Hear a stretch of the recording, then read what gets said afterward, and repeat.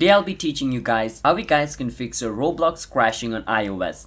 If you're facing this problem, the first thing what you want to do is go on your app store to see if there's any update available for Roblox. So search for Roblox, and after you search for Roblox, if it says open, that means your Roblox is up to date. But if it shows you update, then click on update to update your Roblox. Even after updating your Roblox, if it's not fixed, go inside your phone setting. Inside your phone settings, scroll all the way down at the bottom until you find Roblox. Click on Roblox if you see it, and make sure where it says background app refresh is on. If this is on, try to open your Roblox, your problem should be fixed. If it's still not fixed, then delete your Roblox app and reinstall it again. Sometimes a bug causes the problem, so deleting and reinstalling your Roblox app should fix the issue. If it still doesn't fixes the issue, then you have to check if Roblox server are down. For that, you want to go on your search engine and search for is Roblox down detector.